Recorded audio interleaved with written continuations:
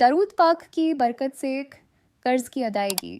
ایک ایمان افروز واقعہ۔ ایک شخص نے قرض لیا ہوا تھا اور جو وقت مقرر کیا گیا تھا وہ گزر چکا تھا۔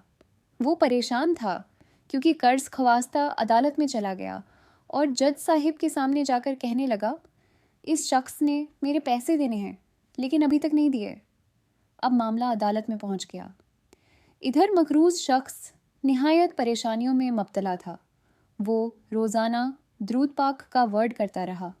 ایک رات اس نے خواب میں دیکھا کہ کوئی آواز آ رہی ہے، گھبراؤ نہیں، تمہارا قرض ادا ہو جائے گا۔ اگلے دن اس نے ماضی درود پاک پڑھا، حتیٰ کہ مسلسل پڑھتا رہا۔ اسی رات خواب میں سرور کائنات کی زیارت نصیب ہوئی۔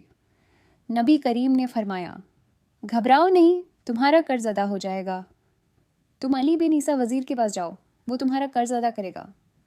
صبح وہ شخص خوشی خوشی جاگا، مگر سوچنے لگا کہ میرے پاس وزیر کے پاس جانے کی کوئی دلیل تو نہیں ہے۔ 30ویں رات آئی، وہی آخری رات۔ صبح عدالت میں پیشی تھی۔ اس رات پھر نبی کریم کی زیارت نصیب ہوئی۔ ارشاد ہوا، علی بن عیسیٰ وزیر کے پاس جاؤ، وہ تمہارا قرض ادا کرے گا۔ اب اس شخص کا دل مطمئن ہو گیا کیونکہ اسے دلیل بھی عطا ہوئی تھی۔ فرمایا گیا، وزیر علی بن عیسیٰ روزانہ فجر کے بعد 5000 بار درود پاک پڑھتا ہے اور جب تک مکمل نہ ہو جائے کسی سے بات نہیں کرتا۔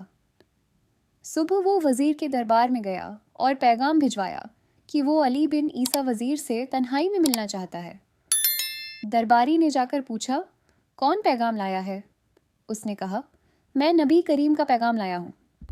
یہ سن کر فوراً وزیر نے بلایا اور پوچھا، فرمائیے۔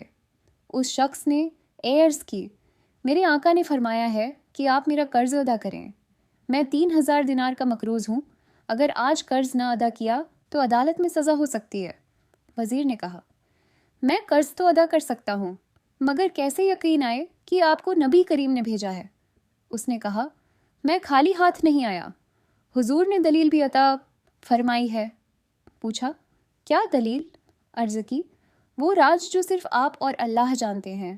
آپ فجر کے بعد 5000 بار درود پاک پڑھتے ہیں اور مکمل ہونے تک کسی سے بات نہیں کرتے۔ یہ سن کر وزیر حیران ہو گیا۔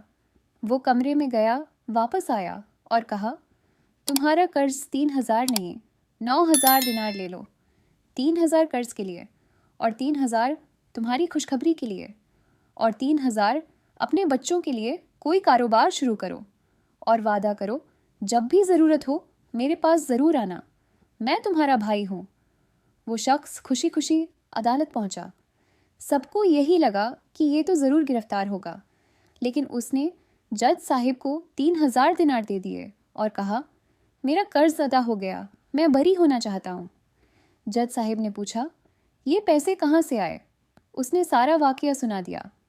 جج صاحب نے بھی سن کر حیرت کا اظہار کیا، پھر اپنی کرسی سے اٹھے، کمرے میں گئے اور واپس آ کر خود 3000 دینار پیش کیے۔ کہنے لگے، سارا ثواب علی بن عیسیٰ وزیر ہی لے جائے گا، میں بھی تو آقا کا امتی ہوں، یہ قرض میں ادا کرتا ہوں۔ اور پھر جس شخص نے عدالت میں مقدمہ کیا تھا وہ بھی کھڑا ہوا اور کہا، کاغذ قلم لاؤ، میں اپنا قرض معاف کرتا ہوں۔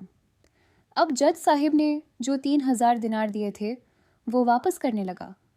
کہنے لگا، اب تو قرض ہی نہیں رہا، یہ واپس لے لو۔ مگر جج صاحب نے کہا، جو پیسے آقا کے نام پر نکالے وہ واپس نہیں لیتا۔ یہ عاشق رسول خوشی خوشی گھر واپس جا رہا تھا۔ ایک دن پہلے جس کے پاس ایک پیسہ نہ تھا، آج اس کے پاس 12000 دینار ہیں۔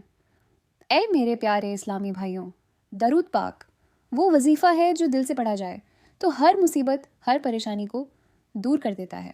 یہ میں نہیں کہتا، خود نبی کریم کی حدیث ہے۔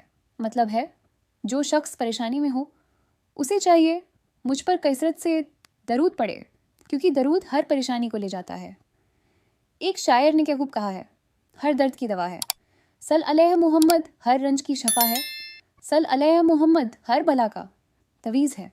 صل علیہ محمد تو خاص طور پر اس مہینے میں ہمیں چاہیے کہ کثرت سے درود پاک پڑھیں۔ اللہ ہمیں نبی کریم کی سچی محبت نصیب فرمائے، آمین۔ السلام علیکم۔